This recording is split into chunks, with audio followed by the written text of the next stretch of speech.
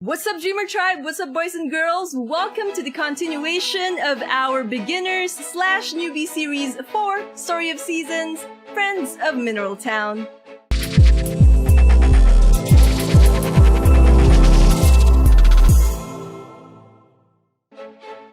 Before we begin, I'd like to give a massive party shout out to the wonderful ladies over at Nintendo Switch Girl Gamers PH and Girlfriends of Mineral Town Gamers PH, both of which are home to the kindest, funniest, awesomest, and wonderful people I've come to interact with.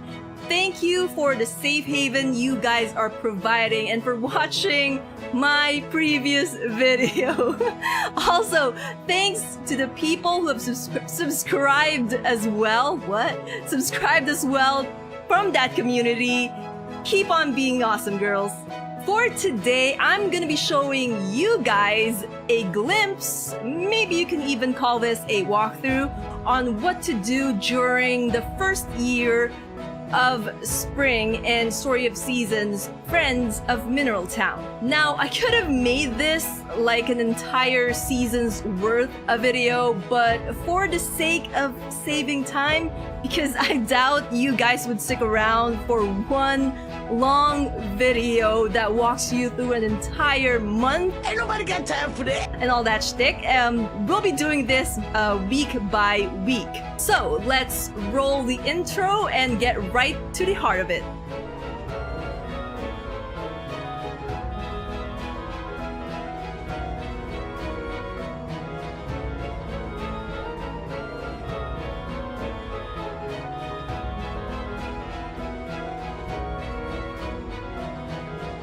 Alright, so this has got to be like, my third or fourth time starting from the very beginning of this game just so I could make a video guide, so take that as you will. But first, since this is a super newbie friendly guide and stuff, let's talk about the controls first. If you already know about this, just use the timestamps at the description below to jump to the actual walkthrough slash guide slash whatever you want to call this video. But for the starting farmers ready to migrate to the quaint little old mineral town, here are the basic controls.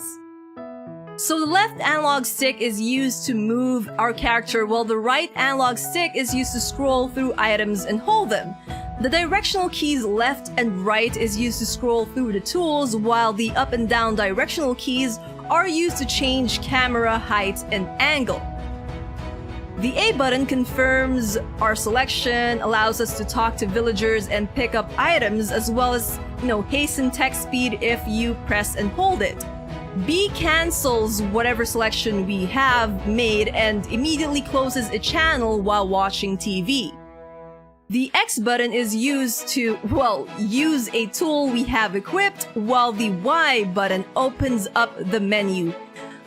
The L button opens up the tool pocket, while the R button is used for auto running at the direction our character is facing.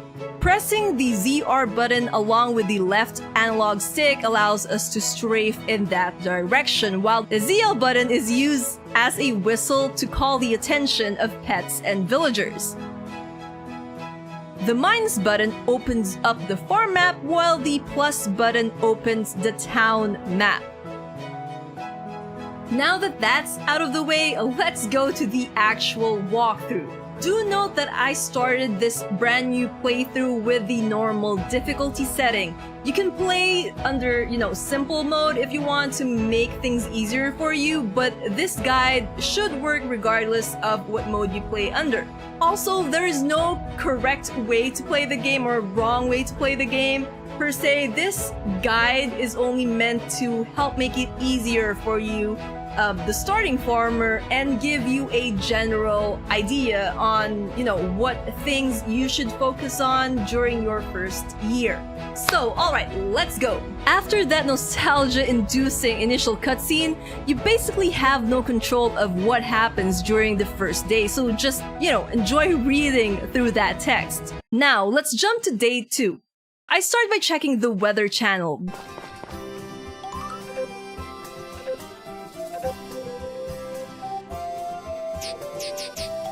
There really isn't anything we can do in the farm right now except interacting with the fruit tree we have on our farm, so we take all of that fruit and the honey on the tree. Now, what I like to do and what route I usually take to get the most out of foraging and manage time is the southern route, and then the southwestern route. The idea is to walk in a loop from the south and exit to the western exit.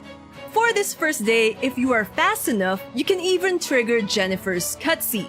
Once that cutscene is done, we retrace our steps to forage the items on the lower part of this area, if there are any, before continuing on northward. There are a lot of forageable items here, but they're not always the same each run, so you might get more or less than what I got this time.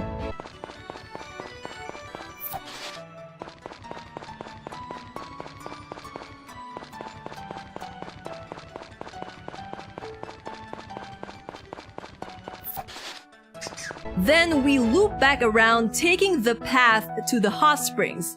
Depending on how quickly, again, you've done your business in the mountain, you might encounter Mugi here. So make sure to talk to him so that you can trigger the horse cutscene the next day, provided that it isn't raining. Make sure to offer a flower to the harvest goddess as well. We need to give her 30 liked or love gifts ASAP to unlock Vian and the option to buy a pet. Back to the previous area, I take the eastern route this time. You can talk with Gott inside his house and Brandon if he's there, or you can just opt to do all that introduction thing the next day. What I am aiming for during this first day is to get the fishing rod and get ourselves some cucumber seeds. The fishing rod, as I've said in my previous Story of Seasons Friends of Mineral Town video, can only be obtained through a scene triggered inside Zach's house between 11 AM and 5 PM, so I have a good enough window to make it.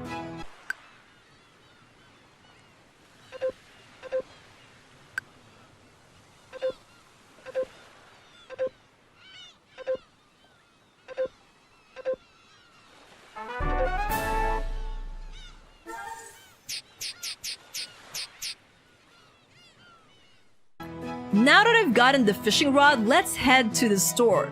Now, if you got a colored grass, you can go to the Harvest Sprite's house and get Plum's affection up.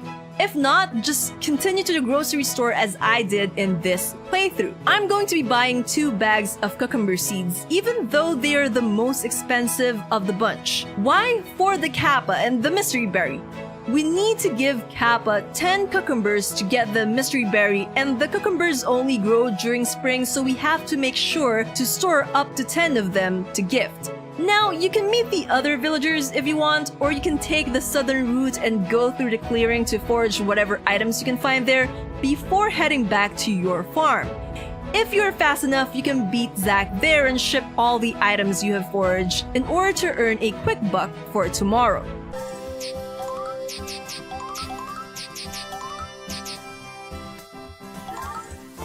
Next, what I'll do is plant the cucumber seeds, so we go ahead and take out the necessary tools and get working.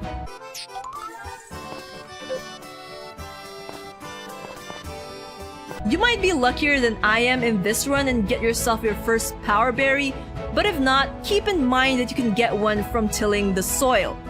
Where that power berry is random, at least based from my 4 playthroughs of the game. Once that is done, we have plenty more time to fish, so let's do that.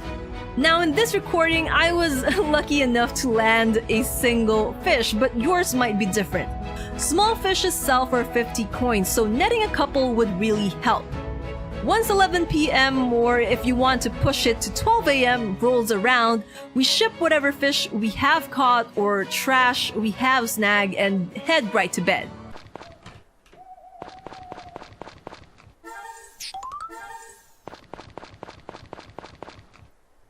Congratulations! We've just survived our first day. Now, on to Spring 3, our first full day.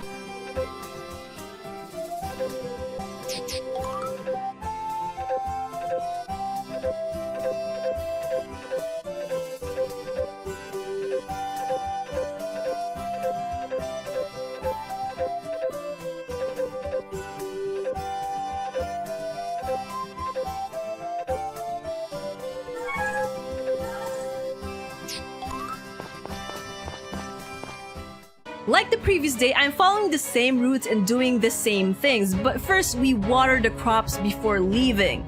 If you run out of water, you can refill it via the pond on the top of the farm.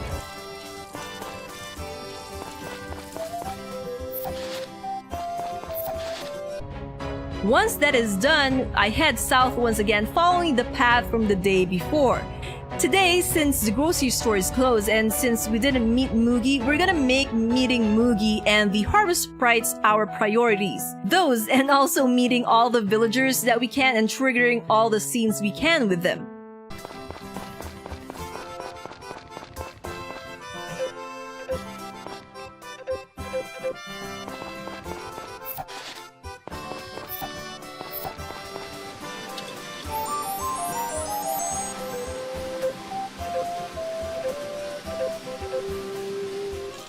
We should have plenty of time to meet all the villagers that we can. Of course, following the route that I am used to, I couldn't meet all of them because of the schedule each villager has. But once we've made our rounds foraging and meeting the villagers, let's head back to our farm to deposit items to our bin before 5 p.m. so that you can get more money. After that, we fish to our heart's content. Something I forgot to note but the game does tackle is that every item shipped past 5 p.m. is counted for the next day, and you don't get paid for what you ship as soon as you ship them. Payment is always done during 5 p.m. Unless there is a festival, then it's the day after that.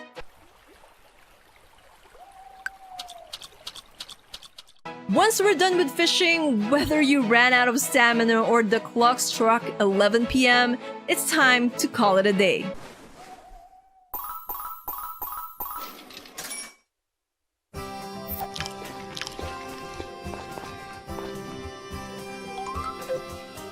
Day 4, or Spring 4, it's basically the same as the previous day, but since we did manage to talk with Moogie, and it's a sunny day, we're getting the pony.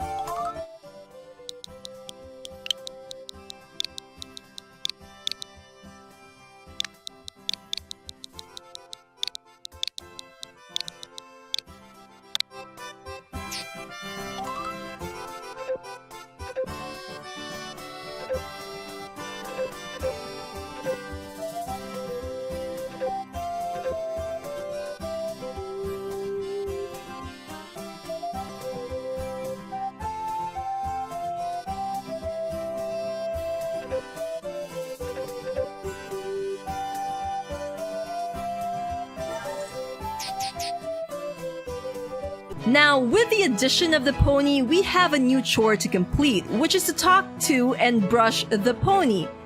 That is, if we have the brush, but since we don't just yet and we're aiming to get the bag upgrade first, talking should be good enough for now.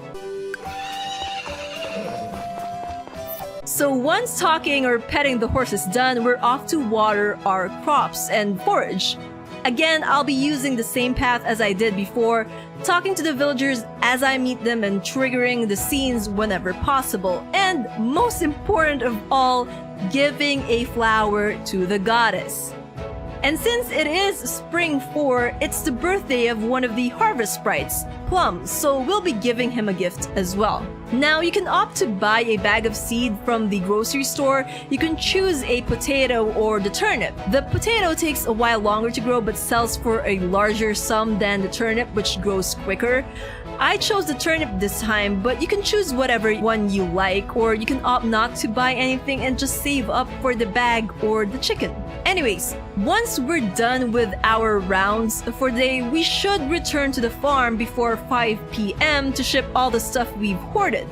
Also, you can do as I did and get some of the truth jewels, or get all the ones available now if you'd like. There's no rush with that since we can't really get them all just yet.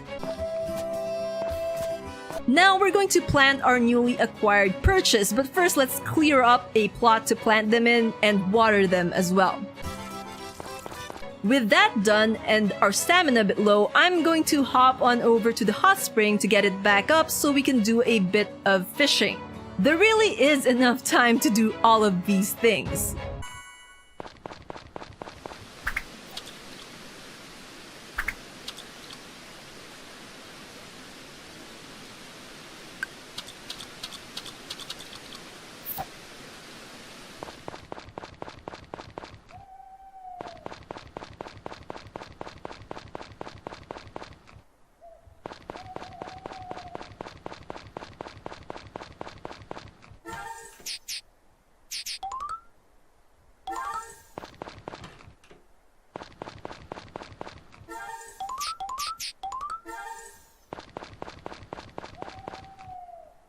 And there we go, day 4 is done.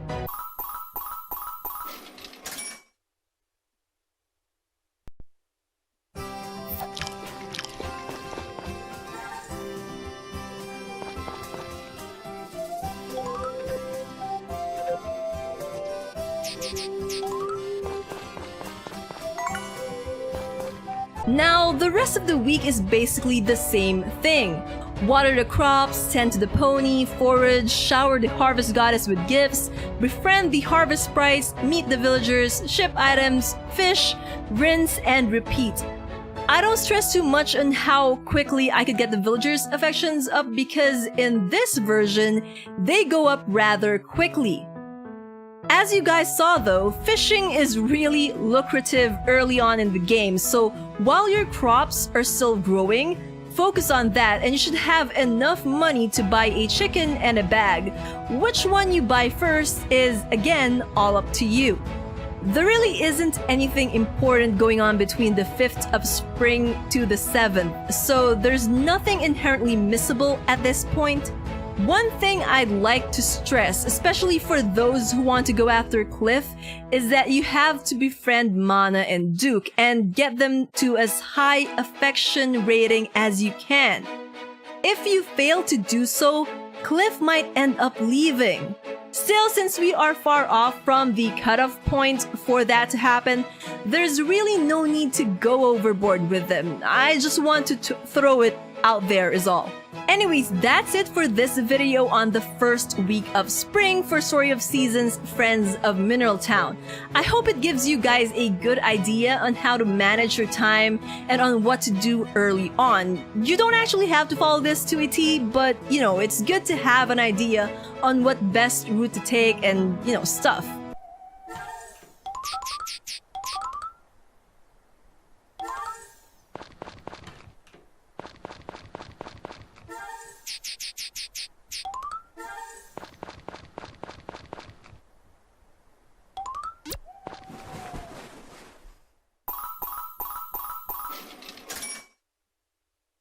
Now, if you're wondering about what to do if you have a lot of crops planted but not have upgraded your tools high enough in order to make things easier for you, or if you have a lot of daily chores you need to do and you don't know how, what's the best way to proceed with them since you're already well beyond the first week of spring, then here's a glimpse into one of my save files taken during fall of the first year. As you guys can see, my first priority is always getting to the pony and the livestock.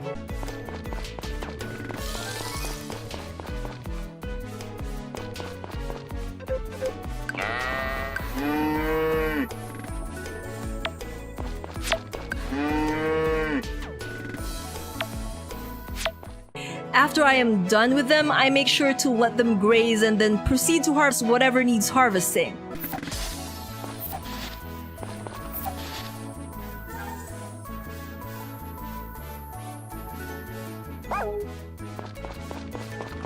Then I move on over to the fruit trees to forage whatever they may have, followed by taking care of the chickens and my Angora rabbit.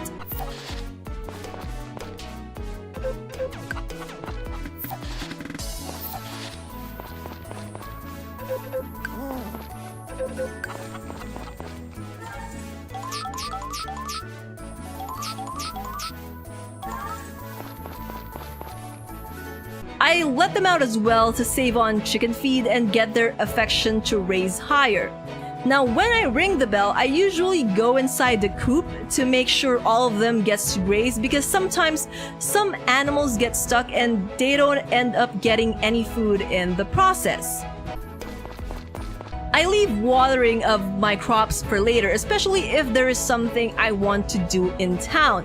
But like how I did in the early days, my route is the southern exit of the farm, foraging everything along the way as I loop around the mountain and speaking with villagers I come across with. Now, with the route I've been showing you guys, you can actually circle through the entire town, stopping at all the houses you want to visit. The reason why I take the southern route of the farm instead of the northern one is because it's much too early to make rounds in town with all the shops and houses still closed. The southern route provides me with time to forage and enough time to visit the places in town that need to be visited and speak with the villagers I want to converse with. Since I've accumulated a bit of wealth for myself, I don't hurry as much as I used to get back to the farm before Zach does. But once I do get back to the farm, my next objective is to water all the crops the harvest sprites, in this case Sunny, didn't manage to water. When that is done, I do the usual fishing up until 11 p.m. before calling it a day. Now, you can do this the opposite way. Water your crops first, then take the northern route around town. But I find it difficult to do since the tint of the game when evening rolls it's pretty dark, and though that could easily be fixed with changing the brightness of the Nintendo Switch, doing so will deplete the Switch's battery faster, which is quite troublesome if you are playing on handheld mode. Now, things change, of course, when there is rain, since that's a whole different ballgame altogether, and it gives us a lot more time to do other things. And well, there you have it, a quick glimpse on how I do things.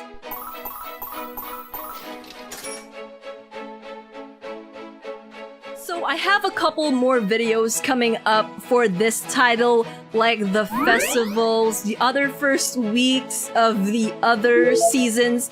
And if you guys want a continuation of this playthrough for the first year, I can also do that. I actually chose Yuto this time around because for the past 3 other playthroughs, I went with Naomi and Claire, and I was curious if the childhood friend sprite at the beginning would be different. It turns out it wasn't, so, go figure. And that about does it for today's video. If you have any questions, comments, or suggestions on what video you want me to make or what topic you want me to tackle, the comment section is where to go. Just hit me up there and I'll see what I can do. Likewise, if you have any tips up your sleeves that you want to share as well, you can also do that on the comment section below. So yeah, I'll see you all in the next one. Until then, you guys know the drill. Work hard, pray harder, dream on, fly on. Bye-bye now. Keep safe, everyone. Stay at home. Alright, first off, thank you so much for joining me in today's video. If you like the content of today's video, don't forget to hit that thumbs up to let me know and share this video to your friends, your family, and everyone you think would enjoy it. And if you haven't, please click the subscribe button to subscribe to my channel and become part of the Dreamer Tribe. And if you've already subscribed and you want to get notified whenever new videos come out, then just click on that bell icon and you'll get notifications whenever new videos are posted here on this channel. And that's about it. Again, hit the subscribe button and the bell icon, and I'll see you all in the next video. Until then, you guys know the drill. Dream on, fly on. Bye bye now.